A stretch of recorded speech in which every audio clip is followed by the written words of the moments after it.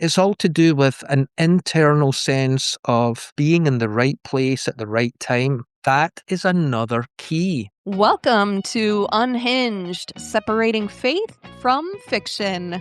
I'm your host, Michele Kus, and as always, I'm joined by my co-host, Dr. Martin Trench. And in last week's episode, in part one of this conversation, we talked about how discovering your life purpose is not so much about walking some fragile little tightrope and discovering that one perfect plan for your life, but it's really just about aligning yourself with your natural design. And if you missed that conversation last week, go ahead and check out that video if you're watching on YouTube, or if you're listening to the audio, I will link that down in the show notes for you.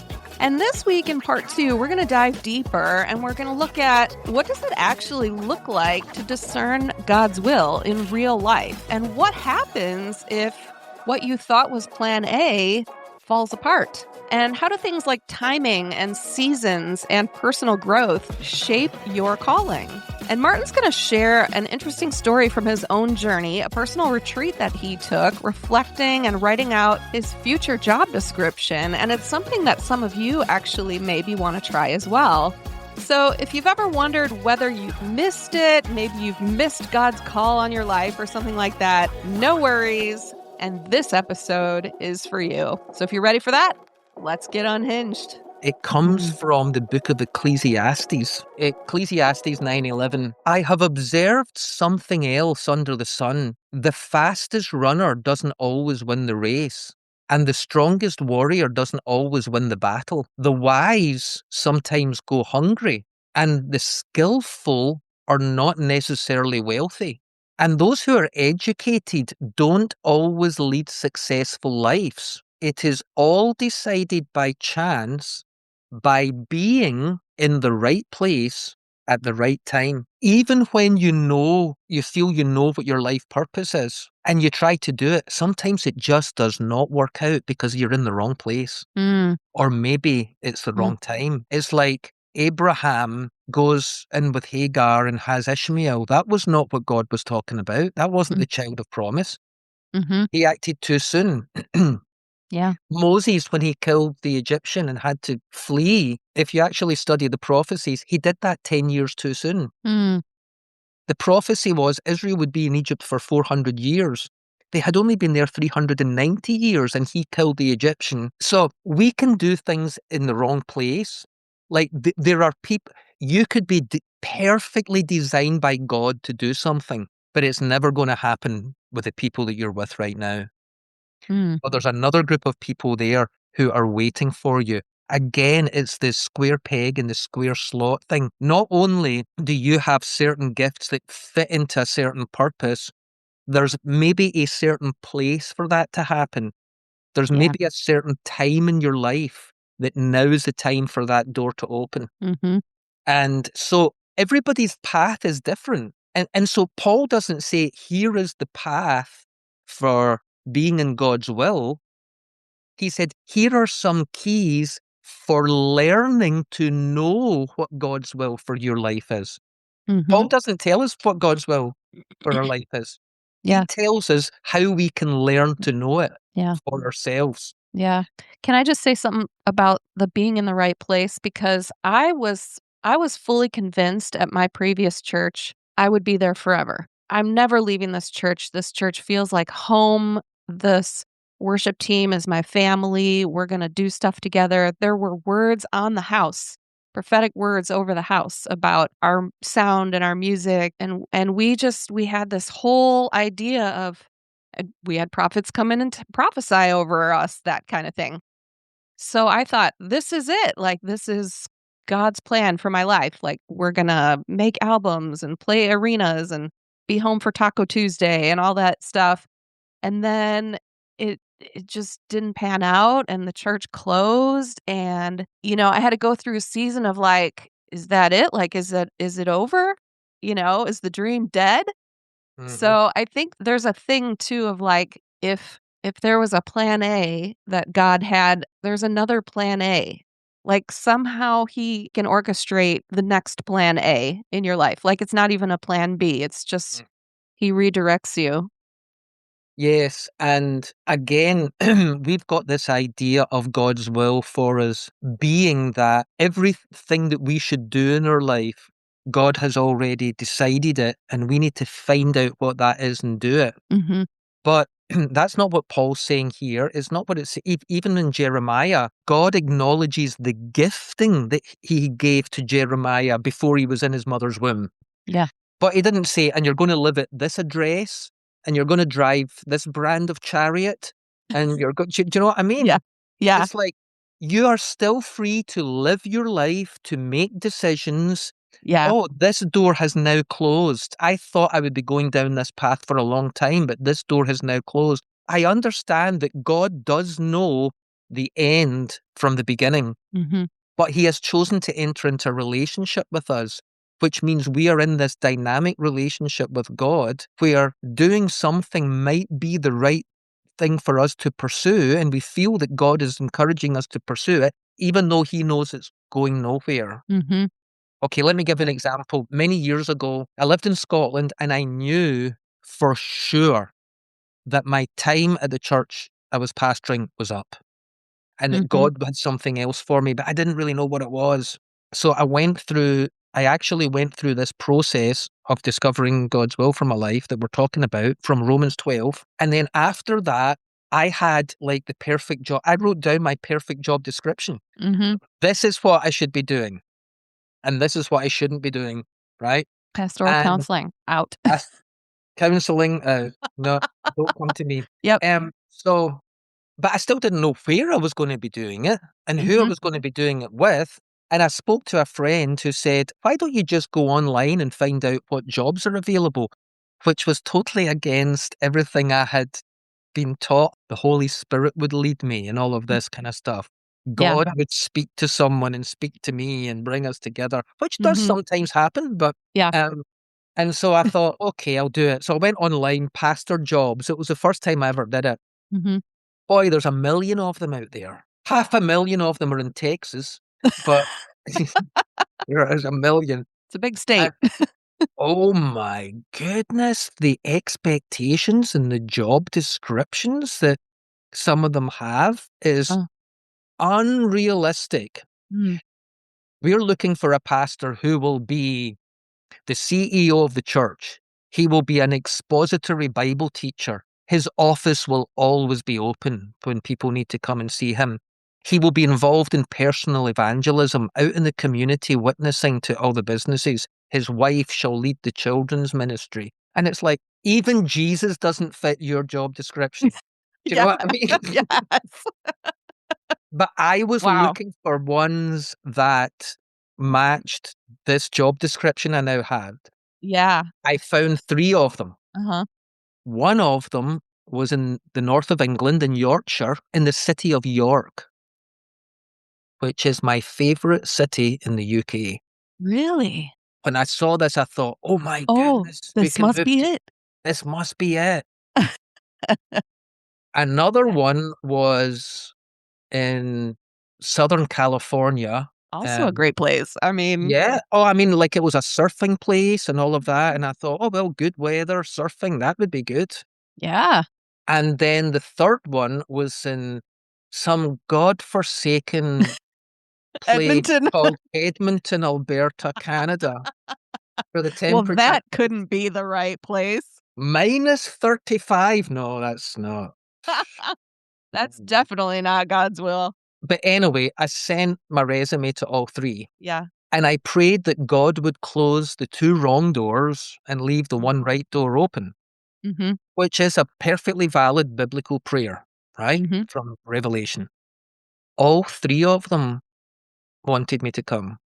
Oh. And I'm like, oh, come on, Lord. Like, can you not just tell me? Just tell, you know, just tell me. And he said to me, I could just tell you, but then once you're doing that, when the going gets tough, you're going to wonder what it would have been like to have chosen one of the other 2. Mm. Did I make the wrong decision? Did I mishear God? Mm. I need you to investigate all 3 of them so you know for sure that you wouldn't do 2 of them. So I'm like, okay. So I continued in the process with all three of them. So the church in York invited me down for a weekend to go and meet the elders and all that stuff. It was maybe a 3.5 hour drive from where I lived in Scotland. It wasn't that far away. Mm-hmm. So I drove down. I knew within 5 minutes I should not be at this church. Wow. The moment I met the people, I thought, yeah, either you're going to kill me or I'm going to kill you. That's what's going to happen here. This is not going to, and I had to stick it out overnight and all of that. Oh, So I drive back up to interesting. Scotland. The next evening, they call me, Mhm. really excited. We want to offer you the job. And I said no. And like, you could hear it. It was like I burst their balloon totally. Mhm. And they're like, "What, have you accepted one of the other jobs?" I said, "No, I'm not that far along. I don't have any job. I don't have any offers yet apart from yours." And I'm saying no to it. Wow. I actually and it was not only right for me, it was right for them because I followed it and there was somebody else that was like their second choice, but he should have been their first. He was the perfect pastor. Mm. I followed him online. He turned that church around and everything was good for them. Mm. But I had to go and investigate it and decide, oh, no, no, no, this is wrong. Mhm. So, California. Yeah, I mean, surfing USA. I was waking up in the morning and playing the mamas and the papas just to get me in the mood. Yeah. California dreaming.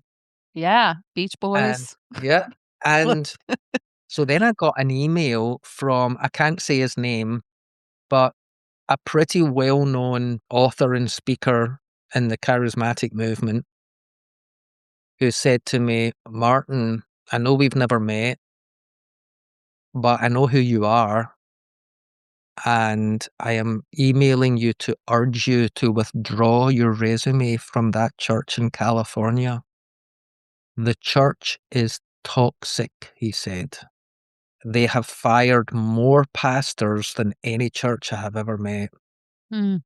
The elders are filled with secret sins. I have been brought in to sort the mess out. And I don't Mhm. want you coming here into the midst of that."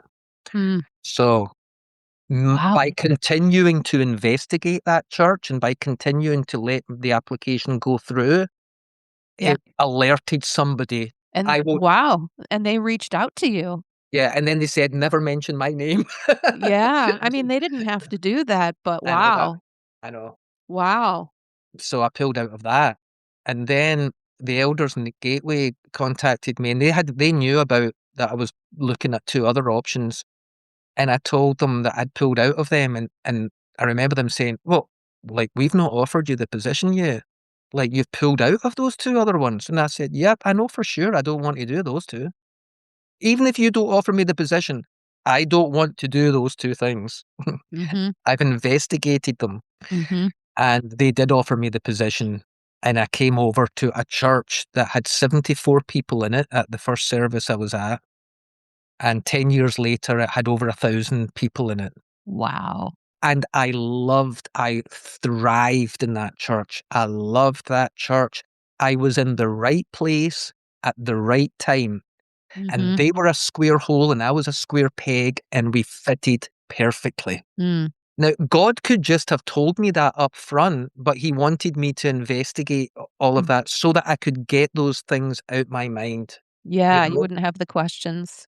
So God's will is not you sitting there saying, "I will do anything. Go to Timbuktu. Yeah. Yes, master, I shall Yeah. go to Timbuktu." That's not what it is. Yeah. It's a dynamic, evolving, unfolding relationship that we have with God, Mhm. where we are regularly checking our own unresolved issues Mhm. and bringing them to the light and saying, "Look, I'm a living sacrifice. I don't want the flaws and the fault lines in my life to cause whatever you're going to give me to collapse." So Mhm. I, first and foremost, before I'm a pastor, before I'm a teacher, before I'm a lawyer, a doctor, whatever it is you're called to do, I am a child of God first and foremost. My identity is not in what I do.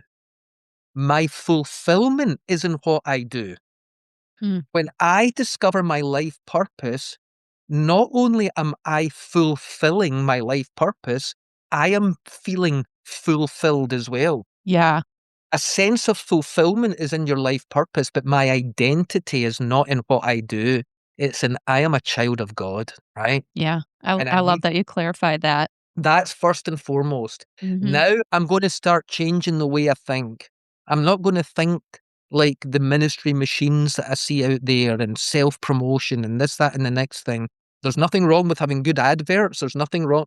I've written books. I promote them and all of that kind of thing. But that's not what my life is built on.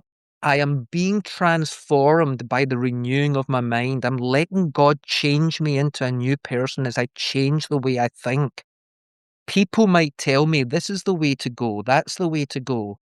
And I am not going to allow other people's blueprints for my life to dictate the path I take. I'm not going to be so stubborn and never listen to advice either. There is safety in a multitude of counselors, but I'm not going to build my life on someone else's blueprint. Yeah. I am going to change the way I think, and I'm going to evaluate my gifts and my strengths and my talents and so on. And I'm going to look for the best way to put them to work, because you can multiply your talents when you put them to work. Yeah. If I'm called to be a teacher, I'm going to do my best to teach well. If I'm given the gift of giving, I'm not going to give reluctantly. I'm going to give generously. I have heard Christians that have said that if a Christian is a musician, they can only be a worship musician. They can't be a jazz musician. They can't be a rock musician. They can't be a DJ. They can't be a DJ, for goodness sake. I remember I once pastored a church that had some professional artists in it. There was 3 of them, a guy and 2 women, and they knew each other from art school and so on. And quite often I would be, like this happened at least 3 times that I can remember. I would be talking with them and someone else in the church would join in the conversation, and then they would say, "Oh, are you artists? I didn't know that. Are you Christian artists?" And they said, "Well, Dualism. we're Christians and we're artists." What do you mean by Christian art? Like, do you paint the crucifixion and things like that? Well, I knew that what they painted was nudes. And so I said to this couple that were asking one day, "The 3 of them have a joint exhibition coming up next week. We're going to it. Why don't you come with us?" I knew they were going to see a wall of nudes.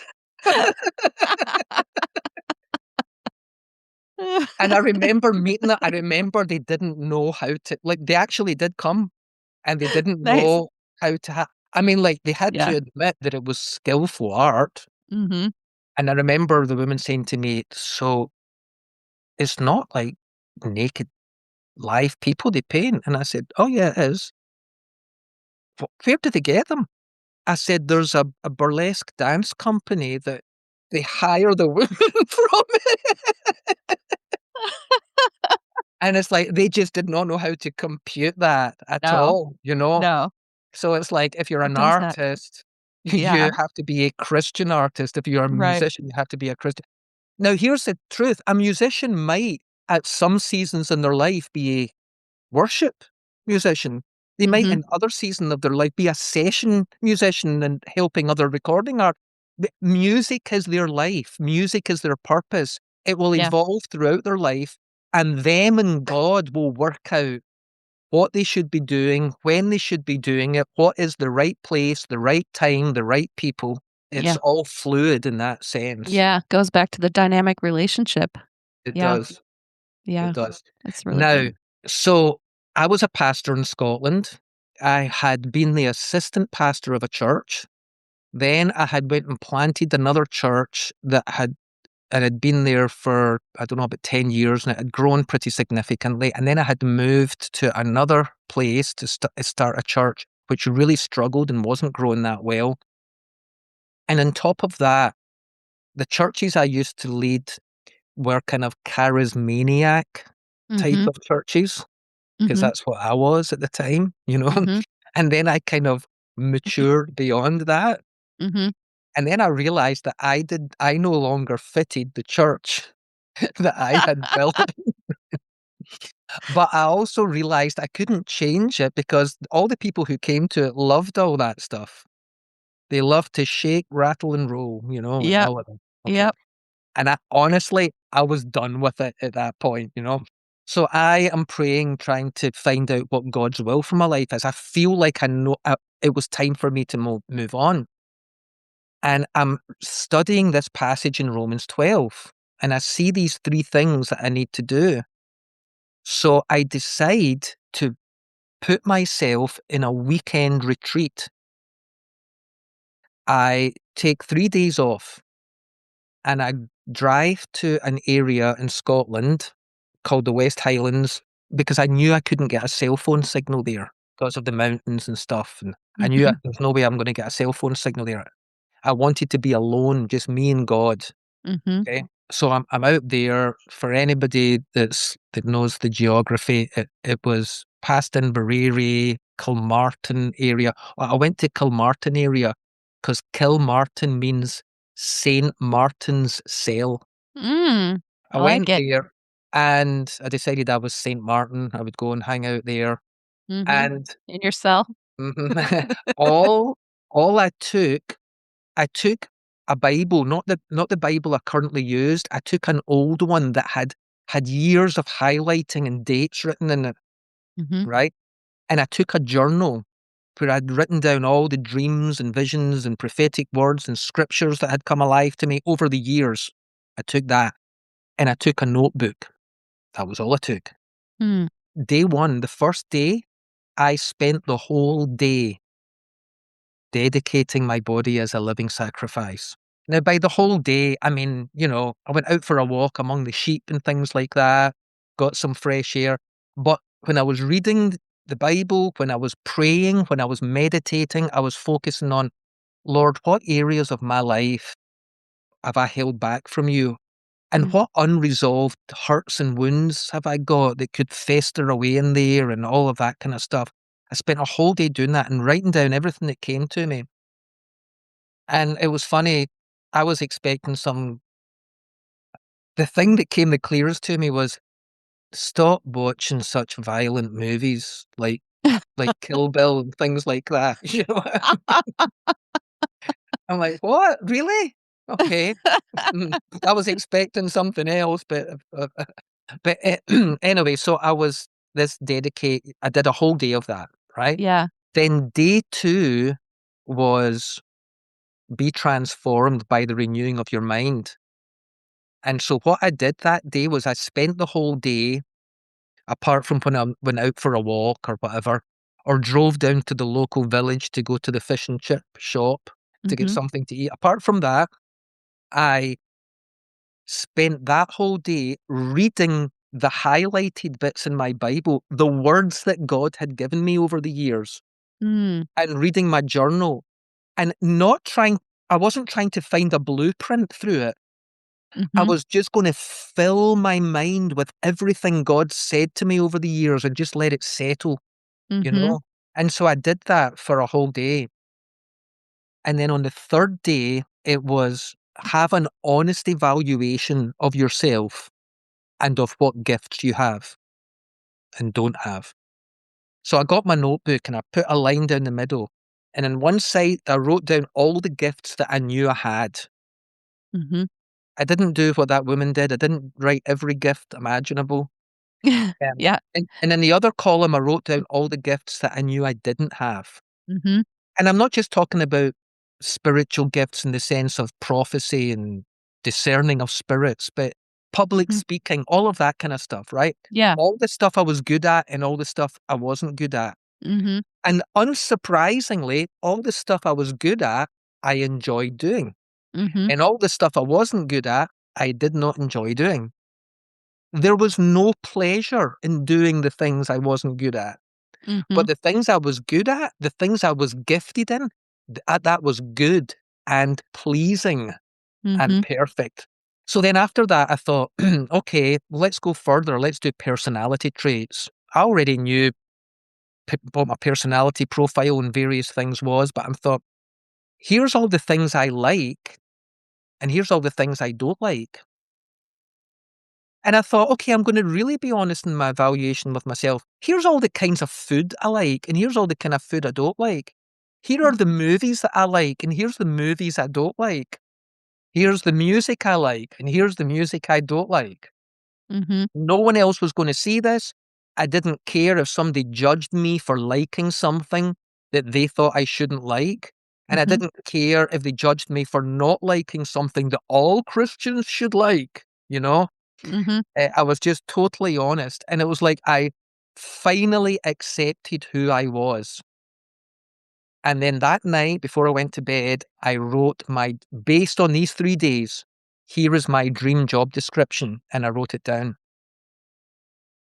And I knew at that point that the next major season of my life, I would still be pastoring a church, but different than I had done before.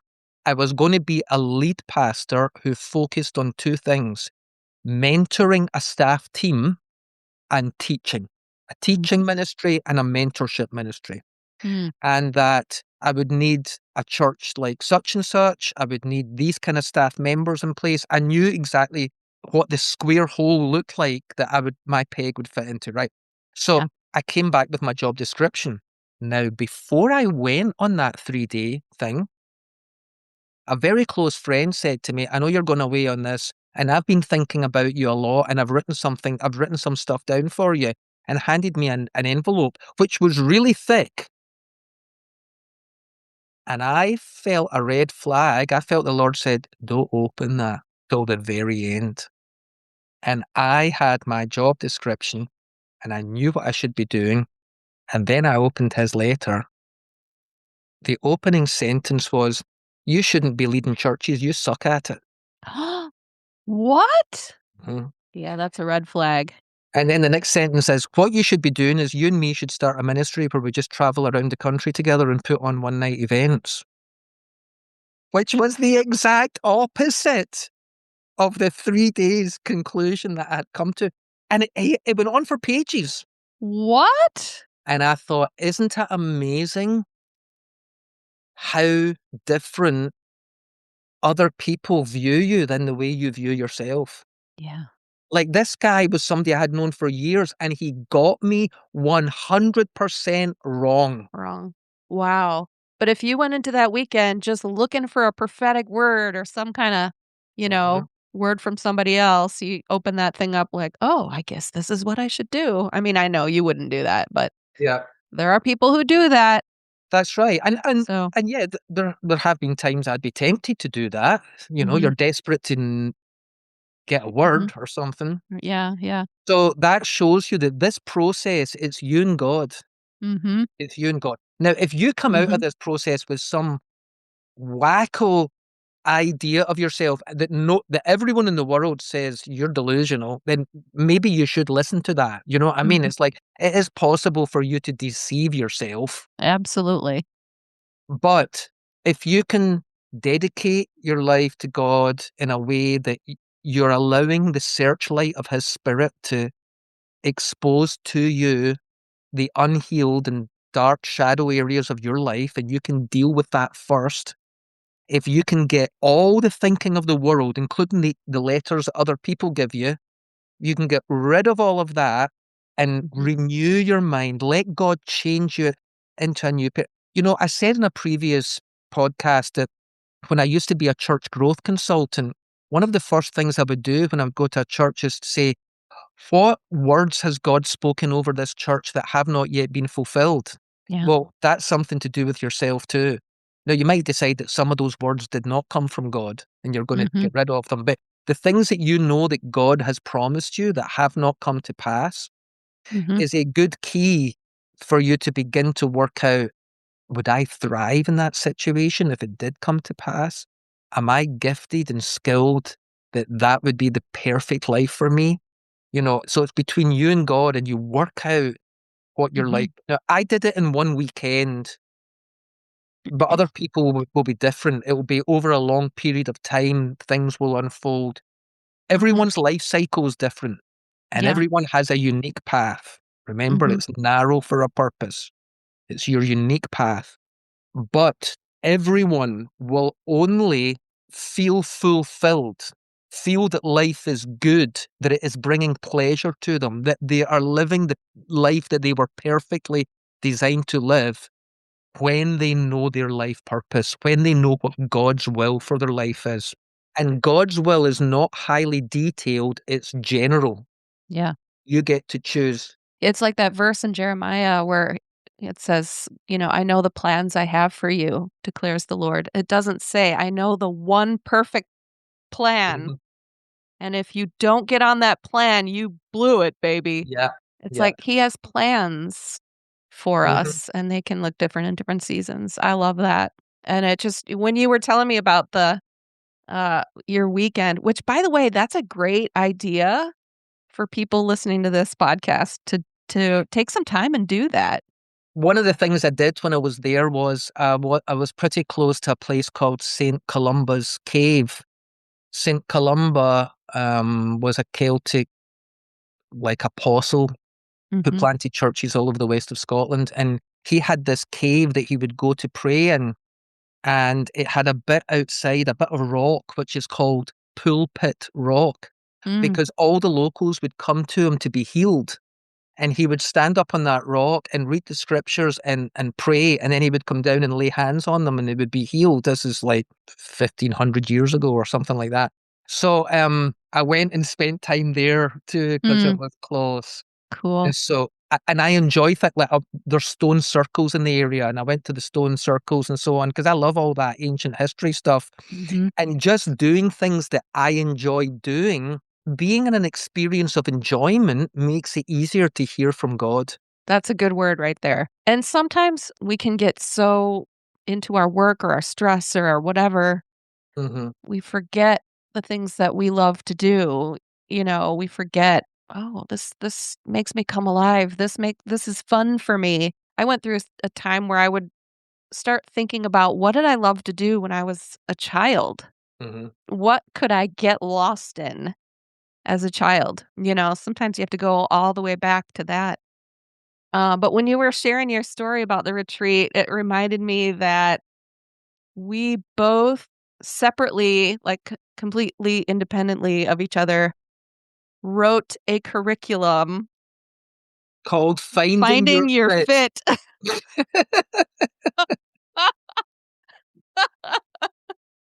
I think I wrote mine first. Mine came out in Yeah, 2003.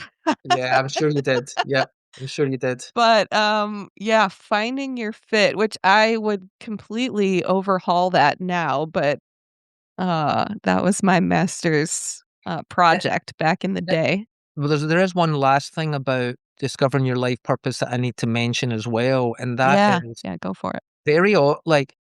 a lot of the things we have to do in life are not our life purpose. Everyone has to wash their clothes, And their maybe, dishes. and their dishes and whatever. That's maybe not your life purpose.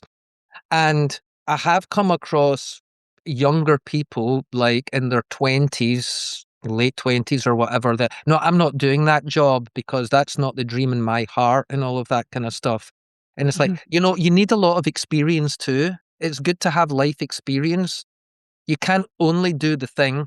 And the illustration that I often give, I'll do the best I can here. I'm drinking tea. Got a little teapot. This is Short York. and stout? Yep. This is York. I only drink Yorkshire tea, Uh-huh. which gets imported from the UK.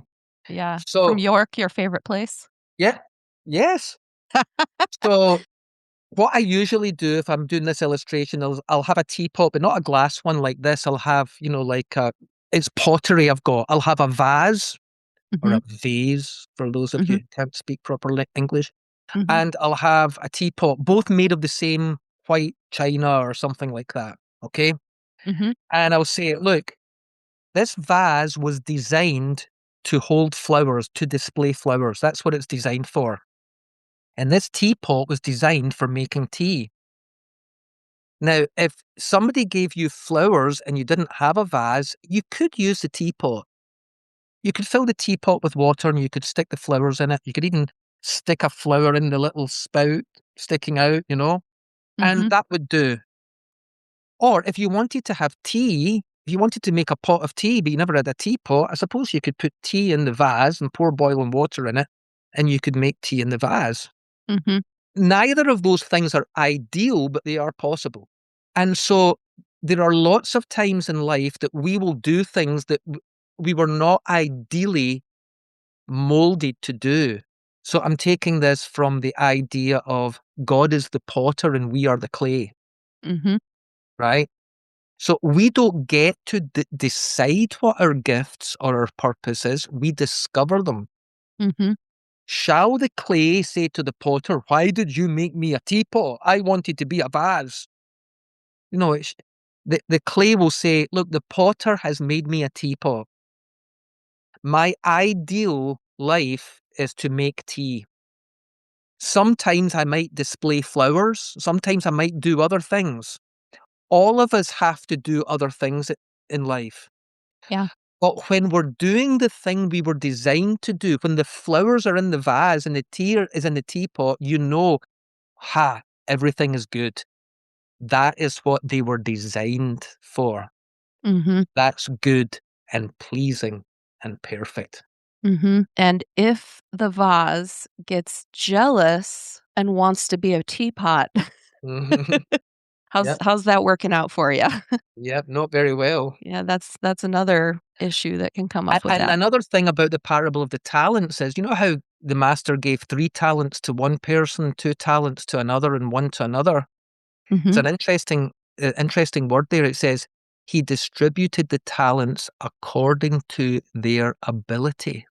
So, in other words, if becoming the next Lady Gaga is going to take you away from the Lord and completely shipwreck your life, you don't have the ability to handle that kind of stardom. God will not give you that. It's a He gives us protection. stuff according to our ability. And now you can take that as an insult and say, well, obviously I don't have a lot of ability because he hasn't given me much, you know. Or you can take it as the protection of a father saying, God's never going to. That's why people who started off with gifts and end up faking their gifts, Mm-hmm. because they want the bigger platform, but they've not been given that gift because they don't have the ability to handle it. So they Right. have to fake it. Mm-hmm. Wouldn't it be better for someone to be a local member of a church with a prophetic ministry to that church, and they always feel like they're in the will of God and they're a blessing to other people? Would that not be better than them thinking of themselves more highly than they ought, wanting to be a prophet to the nation and having to eventually become a fake in order to make it there? It's like Mm-hmm. fake it till you make it, Mm-hmm. you know? Yeah. They would be much happier just being the person that God created them to be, in the Mm-hmm. right place at the right time. Yeah. And it would save them a whole lot of heartache and shipwrecking their life. You know? That's so good. That's a good word. Good stuff. If this conversation helped steady you, maybe it gave you permission to trust the process instead of panicking about finding the perfect plan, then this could be a great time for you to dig a little bit deeper. So throughout the month of March, Martin is going to be leading his Discover Your Life Purpose Challenge. This is a 30-day guided journey in his community to help you clarify your gifts, your personality type, your unique design, your next steps, how to discern God's will in this season of your life. It's going to be awesome. So the details for that are linked below. And if you want to support the show, and I know you do because you just listened to 40 minutes of some of our best content, then check out our Unhinged merch, because nothing says spiritual gangster like wearing theological snark in the form of a hoodie. So we've got that link down for you as well, down in the notes. And as always, share this episode with someone that you think would benefit from it. And we will see you on the next one. 2 hours. 2 hours, that's a lot of stuff you've got. Nothing else. I've got nothing else to say. Okay. The brain drain is complete for today. It is. I'm needing more Yorkshire tea. Go get your Yorkshire tea and your little teapot and go cuddle with your cat. I will.